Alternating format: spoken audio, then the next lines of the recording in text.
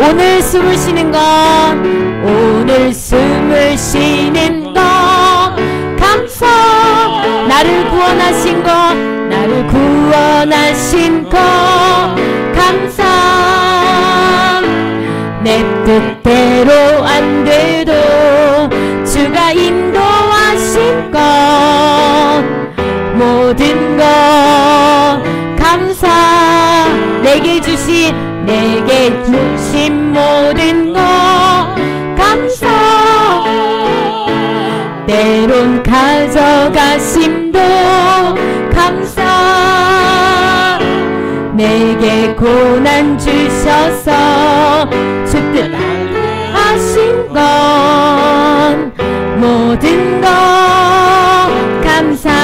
한 번 더 하고 오늘 숨을 쉬는 것 감사. 나를 구원하신 것 감사. 내 뜻대로 안 돼도 주가 인도하신 것 모든 것 감사. 항상 주 안에 있음 감사. 참된 소망 주심도 감사. 나 같은 사람도 자녀 삼아 주신 것 모든 것 감사. 주님 감사해요. 주님 감사해요. 주님 감사해요. 내가 여기까지 온 것도 은혜입니다. 주님 감사해요. 주님 감사해요. 나를 사랑하신 주 사랑 감사합니다. 주님 감사해요. 주님 감사해요. 주님 감사해요. 내가 여기까지 온 것도 은혜입니다. 주님 감사해요. 주님 감사해요. 나를 사랑하신 주 사랑 감사합니다. 주님 감사해요. 주님 감사해요. 주님 감사해요. 내가 여기까지 온 것도 은혜이. 주님 감사해요. 주님 감사해요. 주님 감사해요. 나를 사랑하신 주 사랑 감사. 한 번 더 주님.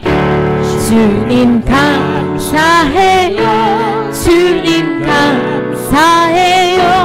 내가 여기까지 온 것도 은혜입니다. 주님 감사해요. 주님 감사해요. 나를 사랑하신 주 사랑 감사합니다. 오직 주의 사랑에 매여 내 영 기뻐 노래합니다. 내 영 기뻐 노래합니다. 이 소망이 기쁨의 땅에서 주께 사랑드립니다. 오직 주의 임재 안에 갇혀 내 영 기뻐 찬양합니다. 이 소망이 거룩한 땅에서 주께 예배드립니다. 주께서 주신 복이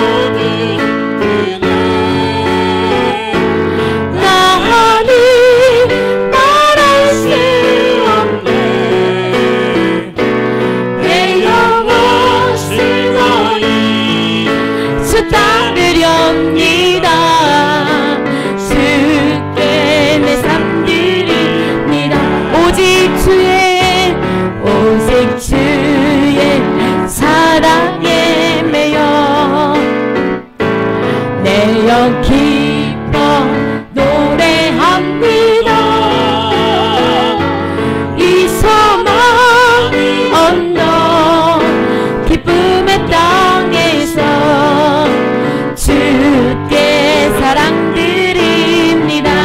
오직 주의 임재 안에 오직 주의 임재 안에 갇혀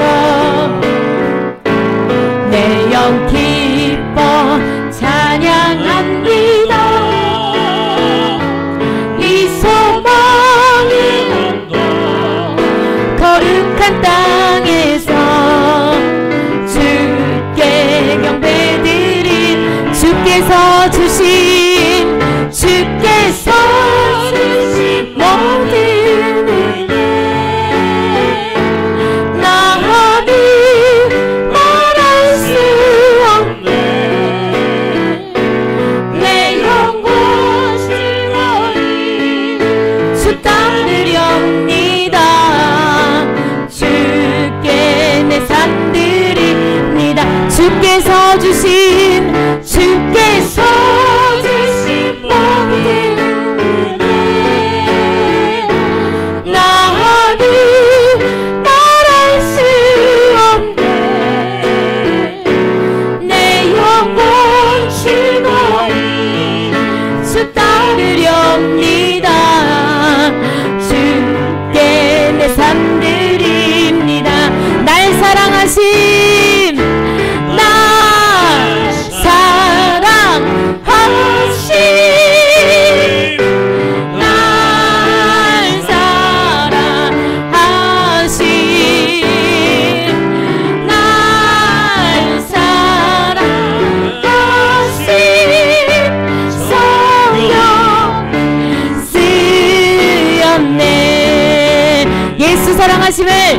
예수 사랑하심을 거룩에서 배웠네. 우리들은 약하나 많도다. 날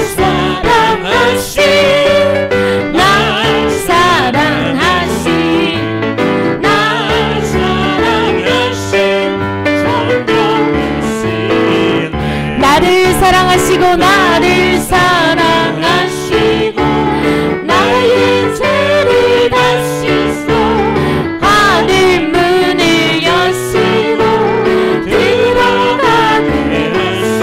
날 사랑하신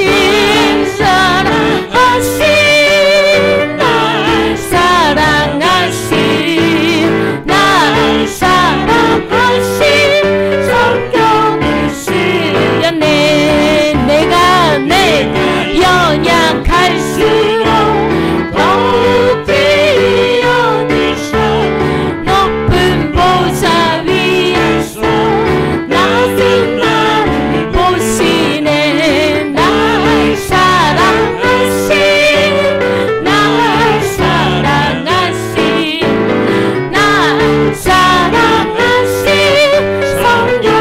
성령이시여. 세상 사는 동안에 나와 함께 하시고 세상 떠나가는 날 전부 다 하소서. 날 사랑하신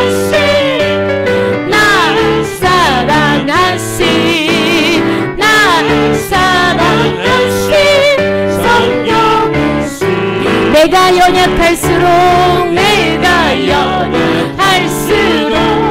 높이 여기서 높은 보좌 위에서 낮은 날 보시네. 날 사랑하신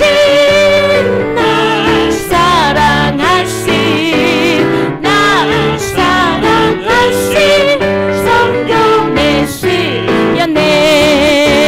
세상 사는 동안에 나와 함께 하시고 세상 떠나가는 날 전부 다 하소서. 날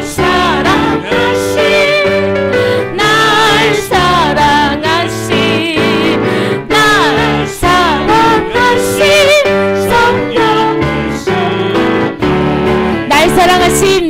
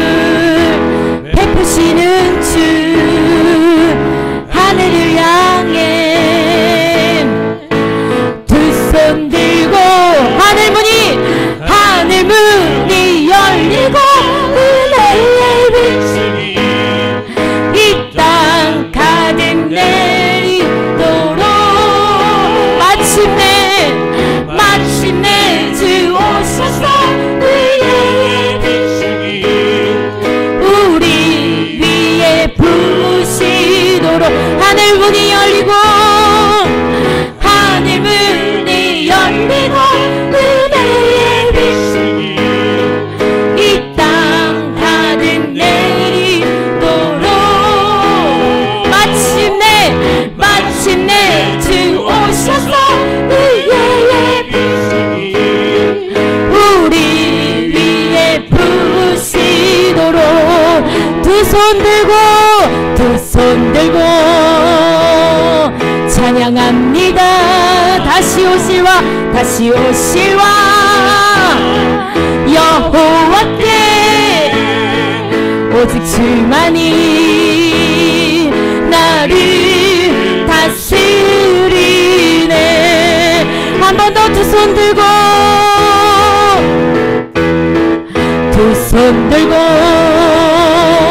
찬양합니다. 다시 오실와 여호와께 오직 주만이 나를 다스리네. 나 주님만을 섬기리. 헛된 마음 버리고 성령이여 내 영혼 주 나라에 앞서서 주님 앞에 내 생명 드리리라. 나 주님만을 섬기리. 헛된 마음 버리고 성령이여 내 영혼 이 자리에 충만히 임하시옵소서.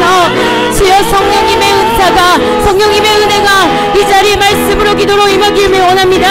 마페 내 생 우리 두 손 들고 주여 외치고 목사님과 이 예배를 위하여 기도하겠습니다.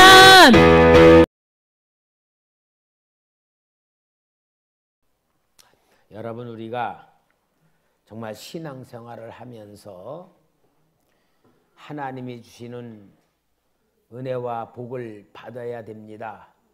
그런데 우리에게는 은혜와 복이 진짜 필요할 때 받아야 됩니다. 필요할 때에 받지 못하면은 고난이 오고 실패가 오는 역사가 있는데, 여러분, 우리가 정말 하나님이 주신 은혜를 귀중히 여기고 하나님을 평상시 인정하고 하나님의 역사에 대하여서 항상 우리가 눈을 뜨고 깨달을 줄 아는 삶의 훈련을 통하여 하나님의 도움을 받는 지혜가 있기를 바랍니다. 아마 우리 22년도에는 하나님의 특별하신 역사 속에 우리가 인도를 받아야 될 일들이 많이 생길 것 같아요.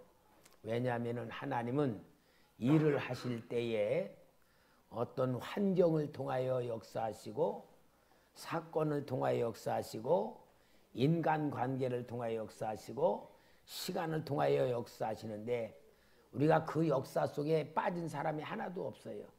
그 역사 속에서 빠지는 사람은 누굴까?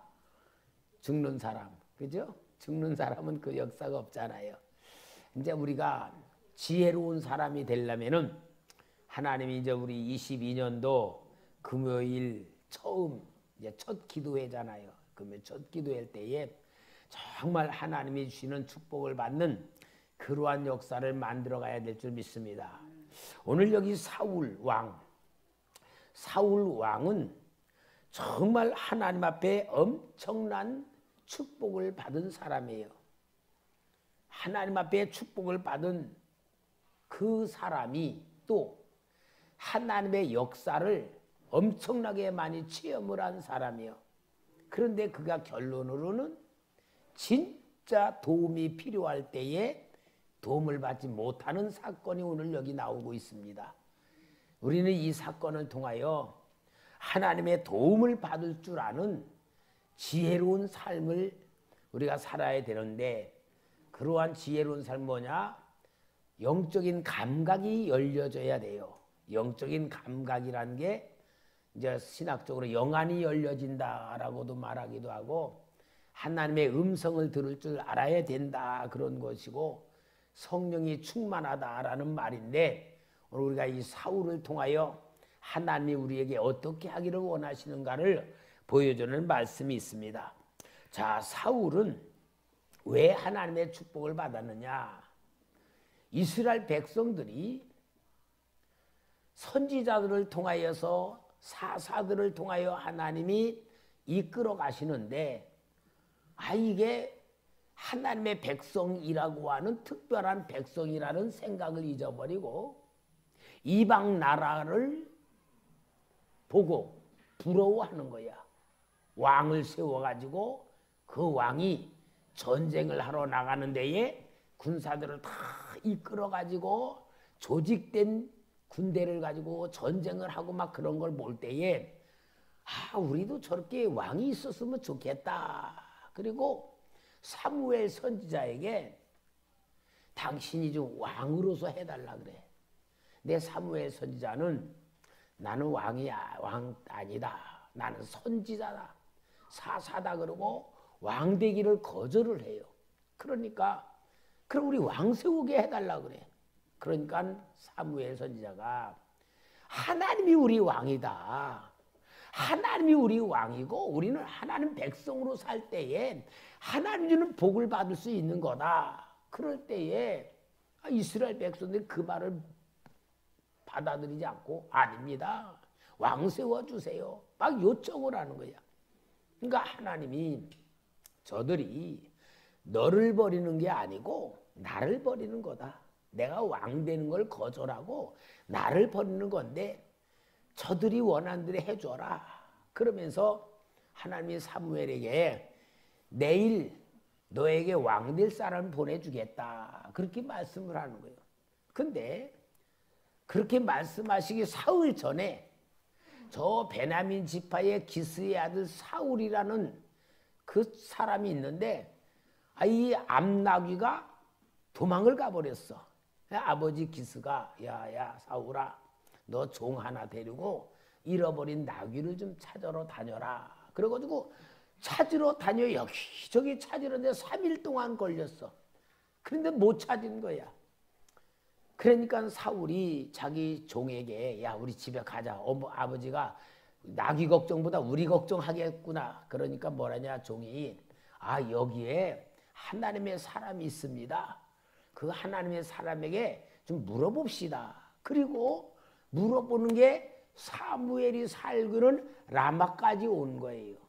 그래가지고 사무엘에게로 만나러 가니까 하나님이 내일 너를 만나러 오는 사람이 왕이 될 사람이다라고 얘기했던 거예요.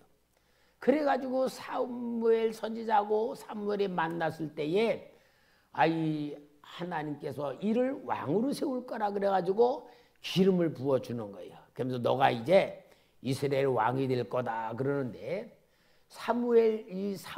사울은 자기는 왕 될 자격도 없고요. 백성들이 자기를 왕으로 인정할 수도 없는 존재야. 왜냐하면은 베냐민 지파라 그래. 베냐민 지파. 여러분 베냐민 지파가 왜 베냐민 지파라는 것에 대해서 왕이 될 수 없다고 아느냐 하면은 사사기 20장부터 보면은 이 베들레헴에 살고 있는 그 제사장 레위 사람이 자기 첩이 도망을 갔다가 그걸 데리고 오다가 길가에서 잠을 자게 될 때에 그 베냐민 지파 사람들이 사는 성읍에서 잠을 자게 되었을 때 베냐민 지파 사람들이 밤중에 이 집을 둘러싸고 그 여자 내놔라. 그래가지고 그 첩을 레위 지파 사람 첩을 윤관을 해서 여러 산맥 윤관을 해서 죽어버렸어. 그래가지고는 그 레위 사람이 그 자기 첩을 시체를 나귀에 싣고 와서 12덩이로다가 몸을 쪼개가지고 12지파 땅에다 다 보냈어. 아니 여러분 사람 모가지가 딱 왔다고 생각해봐. 얼마나 끔찍스러워. 사람 팔이 짜고 왔다고 봐. 그러니까 12지파 지도자들이 모여서 이게 어찌된 일이랄까. 저 베냐민 사람들이 그랬다. 그러니까 베냐민 사람들에게 그 불량배들을 보내라. 그들을 심판해야겠다는데 이 베냐민 지파 사람들이 얼마나 교만했냐면은 그 불량배들을 감싸고 이스라엘의 11지파하고 전쟁을 벌린 거야. 전쟁을 벌려가지고 얼만큼 참혹하게 동족 상잔이 일어났냐면은 정말로 많은 사람들이 죽는 가운데 베냐민 지파 사람들이 다 죽고 나중에는 600명 남았어요. 600명. 그러니까 그 사건이 일어나면 어때요? 이 베냐민 지파가 얼마나 멸시를 당하고 무시를 당할 위치에 있는데 그 역사가 40년밖에 흐르지 않은 때야. 그런데 베냐민 지파에서 왕이 나온다? 그러면 11지파가 그거 인정하겠어요? 그럴 때 사울이 베냐민 지파에서 왕으로 세운다고 하는 사건이 오늘 나오는 거야. 그러니 사울이 봐도 아이고 우리 지파가 얼마나 미움을 받고 있고 멸시를 받고 600명밖에 남지 않은 데서 이제 이렇게 사람들이 퍼져나와야 되는 그때인데 왕으로 세운다고 하니까 말도 안 되는 그 상태에서 이 사울이 그래도 하나님이 세우느라고 사무엘의 기름을 부은 거예요. 그러면서 뭐라 그러느냐? 하나님이 너를 왕으로 세웠다고 하는 증거가 있다. 네가 이제 아버지가 나귀를 찾았다는 소식을 들었고 네가 갈 때에 라헬의 묘시로 갈 때에 사람들이 너를 그를 만날 거다. 그게 첫째 네가 왕으로 세움을 받은 증거로 하나님이 보여주는 것이다. 그리고 상수리 나무 아래에 지나갈 때에 세 사람이 오는데 세 사람이 하나는 염소 새끼를 끌고 가고 한 사람은 떡 세 덩이를 가지고 가고 한 사람은 포도주 가지고 가는데 그 사람 중에 두 사람이 너한테 떡덩이 2개를 줄 거다. 그게 두 번째 증거가 될 거다. 그리고 또 하나님의 산에 이를 때에 선지자들의 무리가 만났을 때에 그 사람들을 만날 때 너에게 성령이 임할 거다. 그게 하나님이 너를 왕으로 세운 증거다.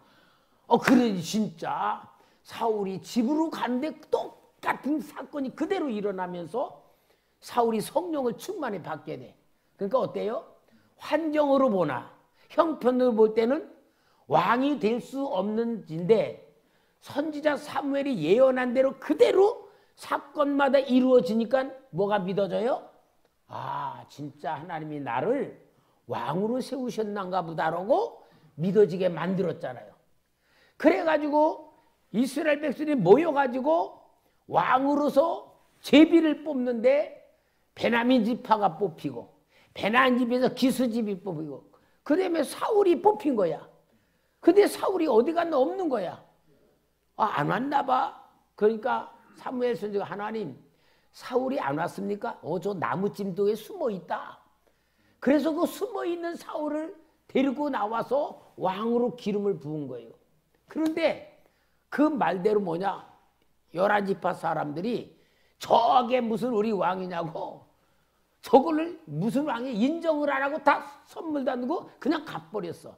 그 정도로 이 사울이 베냐민 지파 출신으로 왕으로 될 수 있는 형편이 안 되고 있는데 이제 이 사무엘상 11장의 사건에 놀라운 게 일어나요.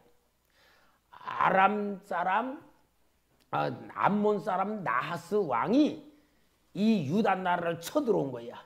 쳐들어오는데 우리가 길르앗 사람들 우리가 항복하겠습니다. 당신네들에게 종으로 섬기겠습니다. 그러니까 뭐라 하냐 나하스가 너희들 다 오른쪽 눈을 빼야지 항복을 받아주겠다. 그렇지 않으면 다 죽이겠다 그 말이야. 그러니까 이 길르앗 사람들이 그러면은 우리 며칠만 기한을 주고 우리가 연구해 보고서 눈을 빼도록 항복하든지 아니면 우리가 전쟁하든지 하겠습니다. 기다려 주세요. 그렇게 해놓고 사울에게 그것을 연락을 했어. 사울이 성령의 능력으로 분노가 일어나서 밭에서 소를 끌고 오다가 소를 잡아서 12덩이를 만들어가지고 이스라엘 전 지파에다가 보내니까 이스라엘이 다 오게 됐어요. 그래가지고 너희들을 우리가 도와주겠다.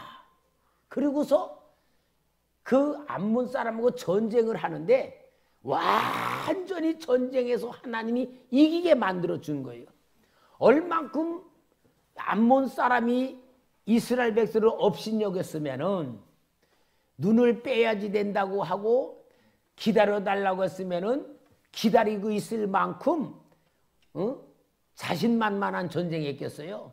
그런데 하나님이 사울의 체면을 세워주느라고 그 완전히 암몬 사람을 다 이기게 만들고 그때에 이제 이스라엘 모든 지파 사람들이 사울 왕으로 인정하게 되는 역사가 만들어지는 거예요. 그때서 저 사울 왕의 왕권이 되어서 이스라엘을 다스리는데 이스라엘을 다스리면서 이 사울이 하나님의 그런 축복을 받았음에도 불구하고 아주 치명적인 두 가지 죄를 집니다. 하나는 사무엘 선지자하고 약속한 날에 오는데 사무엘서 오지 아니하므로 블레셋 사람과 전쟁을 앞두고 위기를 느끼니까 사무엘 선지자 대신에 제사를 드려. 제사를 드릴 때에 사무엘이 와가지고 왕이 왜 그렇게 했습니까? 아, 당신은 오지 않고 백성들은 두려움에 떨면서 부득이해서 내가 제사를 드렸습니다. 그럴 때 사무엘 선지자가 왕의 나라가 길지 않습니다. 당신이 왕으로서 그 큰 죄를 저질렀기 때문에 하나님이 당신의 나라가 길지 않을 거라고 말합니다. 그래서 첫째 죄를 지어요. 그런데 거기에서 정말 여러분 우리가 성경에서 꼭 가르쳐주는 게 뭐냐? 회개가 없어. 변명을 하고 핑계를 대. 회개가 없어. 여러분 사울 왕이 왜 회개를 못했을까? 한번 생각해요. 우리가 사울 왕이라고 생각해보고 한번 말해봐요. 왜 회개했으면 하나님이 긍휼을 베풀 텐데 왜 회개를 안 했을까? 왜 회개를 안 한 것 같아요?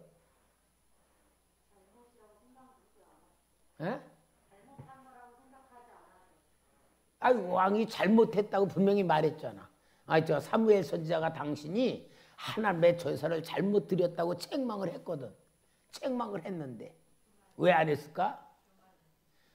내가 볼 때에는 자기를 하나님이 왕으로 세워줬다고 하는 왕권이라고 하는 권위를 이방인들의 왕을 흉내내는 것 같아. 왜? 왕이 최고다. 그래서 사무엘 선지자 앞에 잘못했습니다, 죄송합니다 말을 못하는 것 같아. 영적 교만 같아요. 왜? 하나님의 책망을 그걸 한 거야. 두 번째로는 15장에서는 하나님이 다시 명령을 내려. 저 아말렉 사람들이 이스라엘 출애굽해 올 때 뒤에서 비겁하게 쳐서 아말렉이 지은 죄를 가서 완전히 심판해라. 그래서 가가지고 짐승 새끼까지 다 죽이고 어린 아이까지 다 죽여라고 전쟁의 명령을 내려. 그래 사울이 가가지고 전쟁에서 아말렉 왕을 잡아오고 좋은 짐승들을 끌고 오고 별 볼 일 없는 것만 죽이고 막 그렇게 끌고 온 거야.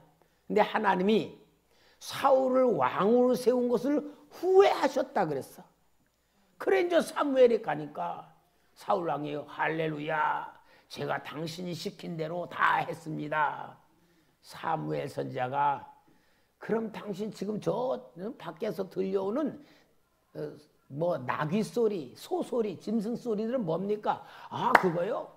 하나님께 제사 지내려고 그거 끌고 온 것들입니다. 좋은 것들은 다 하나님께 제사 드리는 게 아니고 조금은 제사 드리고 나머지는 살림 만들려고 하면서 그렇게 얘기하는 거예요. 그러니까 하나님이 제사보다 순종이 낫다라고 하는 책망을 또 당신을 하나님 버립니다. 그래서 사울 왕이 버림을 받아요. 여러분 오늘 우리가 정말 생각해야 될 게 있어요. 우리가 예수를 믿게 된 이 자리에 앉아 있는 것은 하나님의 특별하신 은혜고 하나님의 선택이고 하나님의 구원이고 하나님의 역사 속에 이 자리에 있는 거야. 그러면은 여러분 이 자리에 있는 나는 누구냐라는 것부터 알아야 돼요. 여러분 나는 이 자리에 앉아있는 내가 누구냐라는 것부터 여러분들이 인정을 해야 돼. 나는 나다. 뭐 나는 나지. 그게 아니고 나는 하나님에 의하여 살고 있는 하나님의 자녀입니다. 나는 하나님의 은혜로 살고 있는 하나님의 자녀입니다. 하나님의 앞에 난 구원받은 하나님의 백성입니다. 자기 자신이 나의 것이 아니고 나로 인하여 사는 게 아니고 하나님에 의하여 살고 있는 나라는 것을 우리가 인정하고 고백할 수 있는 영적인 상태가 돼야 되는 거예요. 그런데 꼭 성경에 보면 사람들이 하나님에 의하여 은혜 받고 구원받고 축복받았으면 하나님이란 걸 잊어버려. 그리고 뭐냐? 자기가 그 자리에서 자기가 된 줄 알고 자기로 살아가고 자기의 모든 주권을 가지고 선택할 때에 하나님하고 부딪히는 역사가 일어나는 거예요. 그래서 결국은 사울이 하나님부터 버림받으며 제일 찾아오는 역사가 뭐냐? 악령에 사로잡히는 거예요. 악령에. 그래가지고 막 정신없이 떠들고 막 그럴 때에 다윗이 도움을 받기도 하고 이제 이렇게 하면서 사울이 오는데 오늘 여기 있는 내용은 뭐냐면서 계속 하나님의 도움을 받지 못하고 하나님을 거스르며 다윗을 죽이려고 쫓아다니고 그러다가 이제 마지막으로 블레셋과의 대정면 전쟁이 일어나는 시점에 오게 된 거예요. 길보아 산에서 전쟁을 하게 되는데 이 사울 왕이 아무리 봐도 이 블레셋을 이길 수가 없어. 너무 블레셋은 그 당시 철기 문화였고 병거까지 가지고 있었고 군사력이 너무나 강해. 그런데 하나님의 도움을 받으려고 해봐도 오늘 여기 본문에 보니까 뭐예요? 6절에 사울이 여호와께 묻자오되 여호와께서 꿈으로도 우림으로도 선지자로도 그에게 대답하지 아니하시므로. 꿈은 뭡니까? 하나님의 계시의 방법이에요. 꿈이. 구약성의 꿈을 통해서 많이 봤잖아요. 그러든지 우림이라고 하는 건 뭐냐? 이 제사장의 가슴 속에는 여기 이마나 흉배라는 주머니가 있어요. 주머니가 있는데 거기에는 우림과 둠밈이라는 보석이 들어있어. 그래서 하나님 이 전쟁에서 내가 이길 겁니까? 하나님 가르쳐 주세요. 그리고 제사장이 왕의 명령을 해가지고 주머니 넣어가지고 딱 꺼내면은 예스라는 보석이 있고 노라는 보석이 있는데 그래서 우림과 둠밈이 그것을 가지고 하나님의 뜻을 깨닫는 건데 여기 우림으로도 응답하지 않았다는 얘기는 제사장이 물어보는 그 보석으로도 하나님의 역사가 없었다는 거예요. 얼만큼 하나님이 사울을 외면한 겁니까? 그리고 또 여기 보니까 선지자로도 그러면 그 당시 사울 주위에는 선지자들이 분명히 있었을 건데 선지자에게도 응답이 없었다는 거예요. 이 말은 무슨 말이냐? 하나님은 철저히 사울을 포기했다 그 말이에요.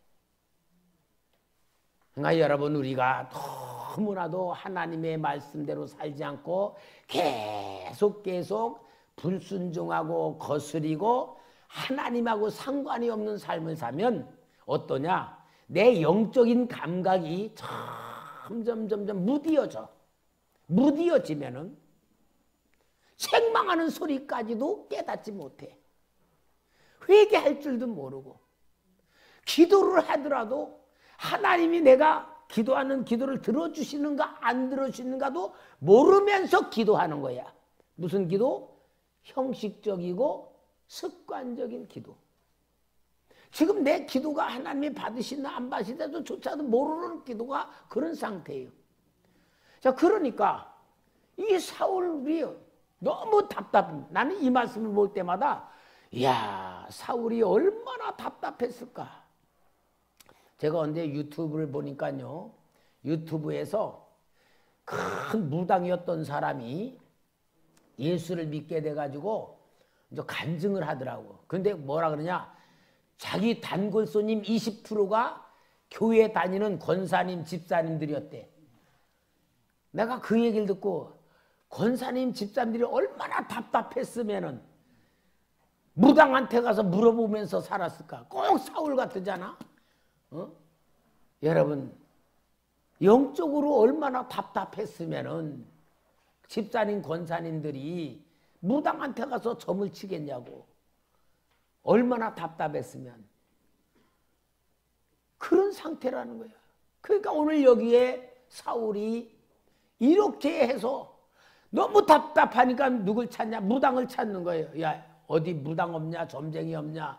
그게 신접한 여인 없냐? 그러니까 저 엔돌에 신접한 여인이 하나가 있습니다. 그때 사울이 한창 하나님 중심으로 산다고 할 때는 무당들 다 죽여버렸거든. 근데 간신히 남아있는 소식을 들은 거야. 변장을 해가지고 변장을 하고 자기 신하들하고 찾아간 거예요. 우리가 좀 누구 좀 물어보려고 왔습니다. 그러니까 뭐냐, 당신들 사울이 이 신접한 다 죽인 사람 몰라? 나도 그렇게 죽이려고 그 당신들이 나 찾아왔냐? 그러니까 변장한 사울이 걱정하지 마시오. 절대로 그렇지 않다고. 그러면서 안심시키니까 누구를 불러낼까요? 사무엘 선지자를 좀 불러내 주세요. 그 신접한 여인이 사무엘 선지자를 불러내는데 어디서 올라온다? 땅에서 올라오는 거야. 땅에서 올라왔는데 이 사무엘이 사울을 책망을 해. 네가 왜 나를 불러올려서 피곤하게 만드느냐? 그게 아니고 내일 블레셋하고 전쟁을 하게 됐는데 우리가 너무 답답해서 했습니다. 내가 하나님께 버림받지 않았냐? 너는 내일 나와 함께 있을 거다. 그런 거로 이 사울이 죽을 거라는 예언을 거기서 받아요. 결국은 뭡니까? 무당한테 물어본 것까지도 도움을 받지 못하고 죽을 거라는 예언까지 받게 되는 게 이 사울의 모습이에요. 여러분, 성경은 역사만 얘기하는 게 아니에요. 영적인 상태를 오늘 우리에게 얘기하는 거예요. 오늘 여러분, 우리가 하나님의 자녀라면 하나님의 사랑받는 게 당연하고, 아멘? 하나님의 자녀라면 하나님의 도움받는 게 당연하고, 하나님의 도움을 받으면 축복이 이루어지는 게 당연하고, 하나님의 능력이 나타나는 게 당연하잖아요. 당연하게 살아야 되는데 하나님 앞에 축복받고 선택받은 사울 왕이 당연하게 이루어지지 않았다는 얘기는 뭐예요? 하나님이 아무리 큰 은혜를 주었어도 하나님을 거스리고 불순종하고 하나님과 관계가 끊어지는 삶을 살았다 안 살았다? 살았다, 그 말이에요. 그러니까 오늘 여러분, 우리 2022년도 정말 얼마나 귀한 해입니까?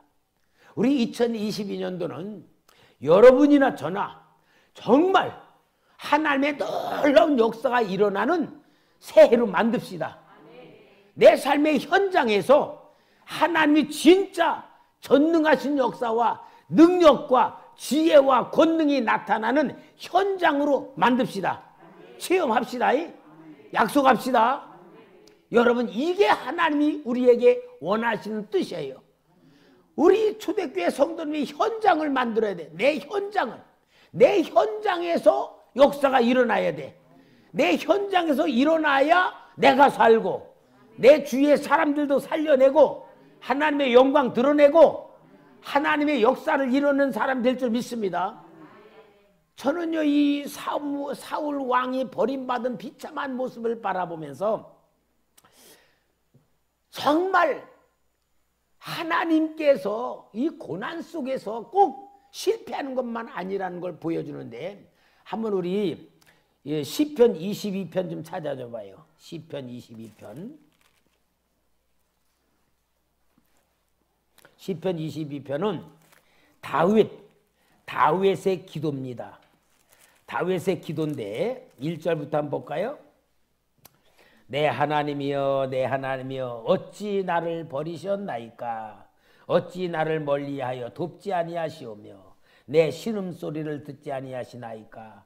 내 하나님이여 내가 낮에도 부르짖고 밤에도 잠잠하지 아니하오나 응답하지 아니하시나이다. 자, 여기에 다윗의 상태는 하나님이 자기를 버렸다 안 버렸다? 버렸다. 내가 기도해도 응답이 있다 없다? 응답이 없다. 그러니까 다윗은 아무리 내가 하나님의 도움을 받으려고 그래도 하나님의 나를 버렸어. 영락없이 버림받은 존재야. 버림받았고 하나님 앞에 맨날 밤낮 부르짖어 기도해도 하나님이 들어주지도 않아. 자, 그러면은 또 6절에서 한번 8절까지 볼까요? 6절. 나는 벌레요 사람이 아니라 사람의 비방거리요 백성의 조롱거리니이다. 나를 보는 자는 다 나를 비웃으며 입술을 삐죽거리고 머리를 흔들며 말하되 그가 여호와께 의탁하니 구원하실 걸 그를 기뻐하신 일 건지실 걸 하나이다. 사람들까지도 다윗을 보고 버림받은 존재, 하나님이 외면한 존재, 그렇게까지 본 상태에 빠져 있습니다. 자, 이러한 다윗이 그러한 상태에 빠져 있는데 실패했어요? 성공했어요? 다윗은 성공했어요. 그러니까 사울이 당해 있는 환경이나 다윗이 당해 있는 고난의 환경이나 어떤 면을 보면 사울 왕보다 다윗이 더 고난 중에 버림받고 외면당하고 빠져 있는 상태에 똑같아. 그런데 다윗은 어떻게 하나님이 축복을 통하여 큰 승리했겠습니까? 여러분, 우리는 정말 하나님의 마음을 알아야 돼. 아무리 어려운 고난, 아무리 어려운 절망에 빠졌어도 하나님을 끝까지 붙드는 사람은 이기고 하나님을 끝까지 놓치지 않으면 축복받아요. 그런데 아무리 고난이라 할지라도 낙심하거나 절망하고 하나님 놓치는 사람은 실패하는 거야. 그러면 하나님은 왜 붙드는 사람은 끝까지 붙든 사람은 승리시키고 놓치는 사람은 실패하게 되느냐? 요걸 믿음이라 그래요. 믿음은 끝까지 하나님을 의심하지 않고 진짜 하나님을 붙드는 것이 믿음입니다. 아까 우리 맨 처음에 김보라 집사가 찬양 인도하면서 숨 쉬는 것도 감사라는 그 감사 찬양을 하는데, 여러분, 숨 쉬는 게 얼마나 감사한 줄을 알고 우리가 살아야 됩니다. 제가 지난번에도 말했던 기억이 나는데 저 외국에서 엄청 큰 부자가 영감님이 코로나에 걸려가지고 중환자실에 있어서 21일인가 있다가 이제 퇴원을 하게 되는데 그 의사가 청구서를 내밀면서 우리 선생님이 이렇게 중환자에서 코로나로 인해서 고생을 하셨는데 이제 선생님이 코로나로 인해서 이 숨쉬기 어려서 산소를 많이 마신 것이 하여튼 몇 천만 원이 됐다고 청구서가 나오니까 영감님이 펑펑 울은 거예요. 울으니까 의사가 영감님 돈 비싸다고 너무 괴로워하지 마세요. 그래도 사셨잖아요. 그러니까 이 영감님 뭐라냐, 내가 돈이 비싸서 우는 게 아니고 평생 값없이 숨을 쉬면서 살아왔는데 지금까지 살아면서 감사할 줄 몰랐던 어리석음 때문에 우는 겁니다. 그렇게 얘기했다는 것도 있더니 여러분과 숨 쉬는 것이 얼마나 큰 감사예요. 그러니까 우리가 그 감사를 생각하면은 하나님에 대한 모든 게 은혜가 돼야 되고, 하나님의 사랑으로 느껴야 되고, 하나님의 축복이라 느끼는 사람이 축복받는 그릇이 되는 거예요. 당연한 것 아닙니다. 오늘 사랑하는 성도 여러분, 진짜 오늘 여기 사울 왕은 특별한 하나님의 선택, 체험, 은혜와 능력 받았음에서도 실패하는 사람이 됐어요. 그러나 다윗은 하나님이 버린 것 같은 환경, 사람들이 다 버림받았다고 하는 환경, 자기가 부르짖어 기도해도 응답 없는 환경에서도 다윗은 축복받는 사람이 된 것은 하나예요.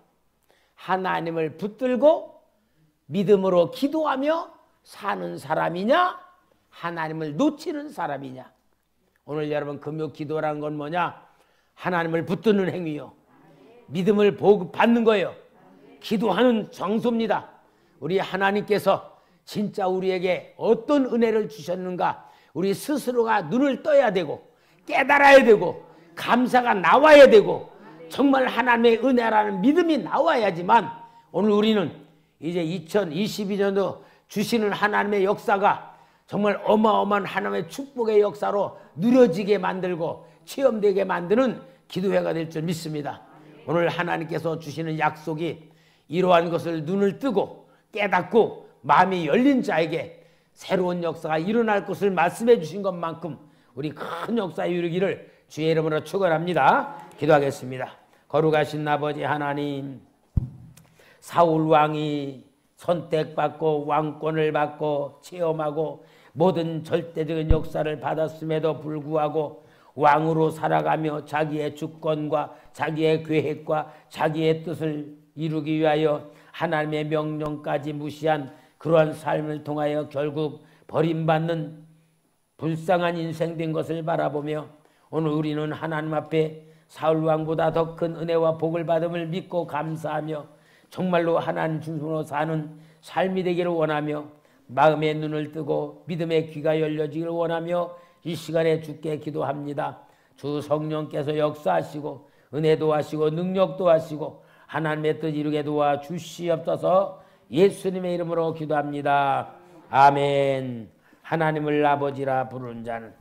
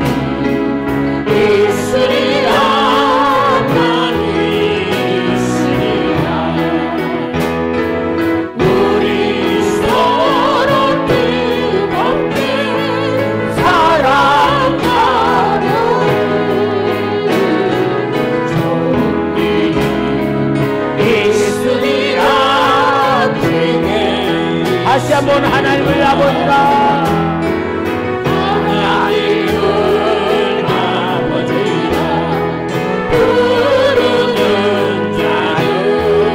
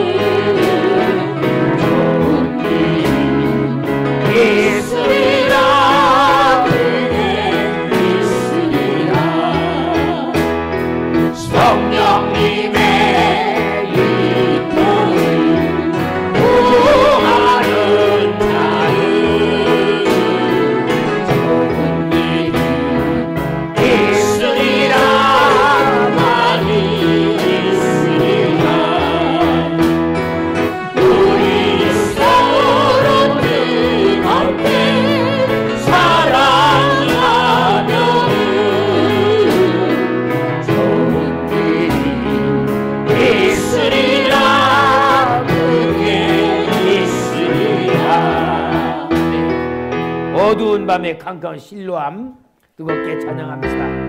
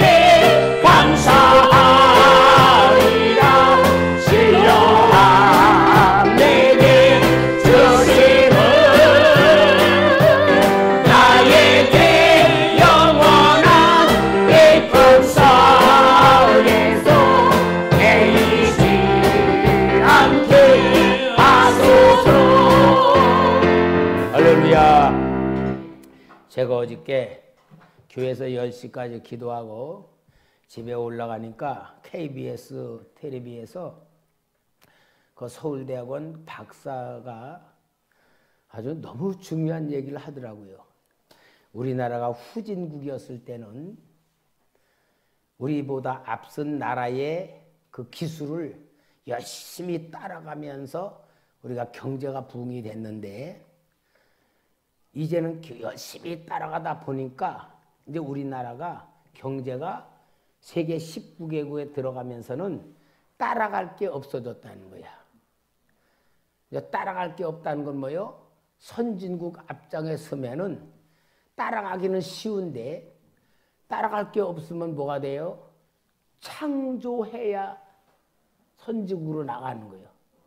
그러니까 이제 우리가 창조적 개념으로 눈을 떠야 되는 시대가 되었다 하면서, 아무리 똑똑해도 답을 가지면은 창조가 안 된대.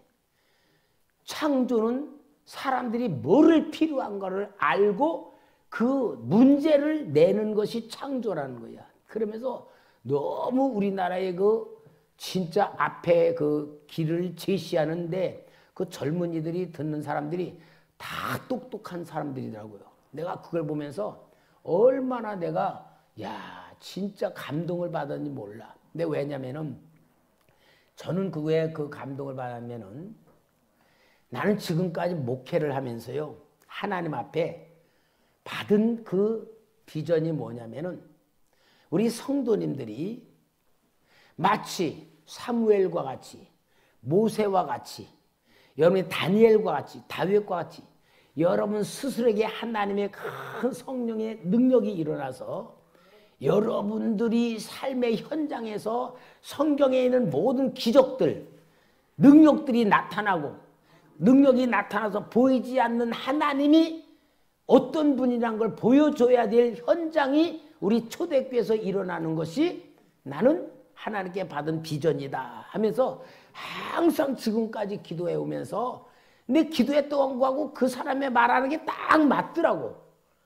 모든 교회들이 지금 어떻습니까? 코로나로 인하여서 눌려 있고 점점 줄어들어 있고 주의 종들이 다 시들어져 가고 있는 이때야말로 하나님의 소원, 하나님의 계획, 하나님의 방법이 누구를 통하여 나타날까 하고 하나님이 찾고 있는 이때야말로 제일 중요한 때예요. 그럴 때 목사는 우리 성도님에게 진짜 하나님의 그 말씀, 그 역사, 그 계획, 그 뜻이 임해가지고 일어날 수 있는 이 역사를 이루려면은 목사만 그렇게 기도하고 진짜 그런데 눈을 뜨는 것만 아니라 여러분들이 똑같이 코드를 딱 맞춰가지고 함께 기도할 때에 하나님의 역사가 일어나지 않겠어요? 여러분 지금이야말로 우리 초대교회가 가장 하나님의 응답을 받을 축복의 기회고 하나님이 우리를 기다리고 있는 이때야. 우리는 뭐만 하면 되냐? 하나님하고 영적 코드만 맞추면 돼요. 그래서 제가 계속 기도하는 게 뭐냐? 이렇게 기도해요. 하나님, 성부 하나님 사랑 안에서. 왜? 우리가 하나님 자녀니까. 성부 하나님의 사랑 안에서 예수 그리스도께서 이 땅에 오셔 모든 행한 그 역사가 우리의 모든 역사를 완전히 감싸신 역사잖아요. 해결하신 역사잖아. 그래서 예수 그리스도의 이름으로 하나님 아버지의 사랑 안에서 예수 그리스도의 이름으로 성령님 역사하여 주옵소서. 저는 그래서 이 세 가지로 계속 길을 가면서도 하나님 아버지의 사랑 안에서 예수 그리스도의 이름으로 성령님 나타나 주시옵소서. 항상 성부 성자 성령님의 역사에서 이렇게 계속 기도하고 있거든요. 여러분들도 이런 역사를 통해서 진짜 성경이 이게 역사가 아니고 현재의 역사로 우리가 나타나야 될 우리라는 걸 기억하고 우리가 이 숙제 하나님이 주신 숙제를 갖고 있고 우리를 통해 이루어질 계획이 있고 하나님의 뜻이 있다는 걸 가지고 우리 정말 기도해가지고 하나님이 우리 초대교회를 살아나는 교회 살리는 교회로 2020년에 쓰실 수 있도록 여러분의 현장은 선교 현장이고 기적의 현장 만들고 하나님의 나타나신 현장 만들겠다는 목표를 가지고 우리가 저와 함께 똑같이 그렇게 마음과 뜻을 모아가지고 기도하면은 대박으로 터질 줄 믿습니다. 왜? 하나님은 찾고 있었고 지금까지 기다리고 있단 말이야. 우리가 마음만 맞으면 되는 거예요. 그러니까 이 시간에도 진짜 오 주여 우리 실로암 찬양 부른 것 같이 하나님을 아버지라 부르고 예수님의 인도받고 성령님의 인도받는 우리로 우리가 자신을 확실히 느끼고 인정하고 신앙 고백하고 우리 시간에 기도합니다.